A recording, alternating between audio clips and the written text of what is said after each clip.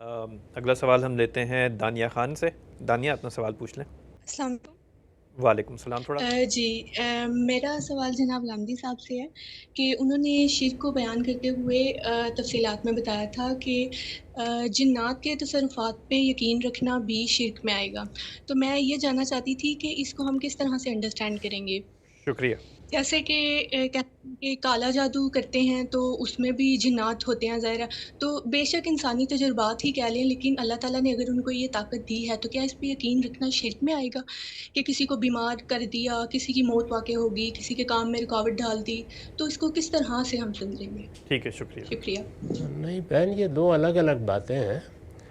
یعنی کسی مخلوق کو اللہ تعالیٰ نے کیا صلاحیتیں دے رکھی ہیں اور وہ ان سے کیا فائدہ پہنچا سکتی ہے اور کیا نقصان۔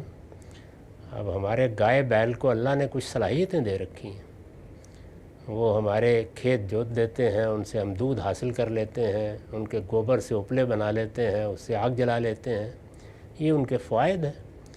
اور یہ بھی ہو سکتا ہے کہ کسی دن اپنی گائے کھولتے کھولتے سینگ مار کر کہیں اٹھا کے پھینک دے، دونوں امکانات ہیں۔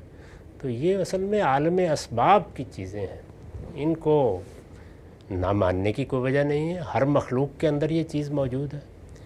ہمارے گھر کے اندر جو ہمارے اپنے بچے ہوتے ہیں، بعض اوقات وہ نقصان پہنچا دیتے ہیں، انسان ہی کے بچے ہوتے ہیں۔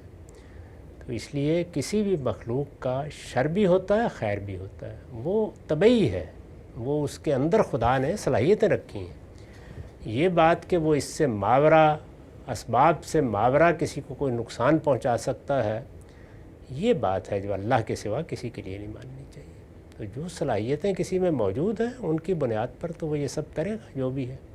باقی جو قصے لوگ سناتے ہیں، فلاں نے یہ کر دیا، فلاں نے وہ کر دیا، فلاں پہ جن آ گیا، وہ 90% جھوٹ ہوتے ہیں کہ کوئی حقیقت نہیں ہوتی۔ ایسی چیزوں میں اچھے اطباء کی طرف، ماہرین نفسیات کی طرف رجوع کرنا چاہیے۔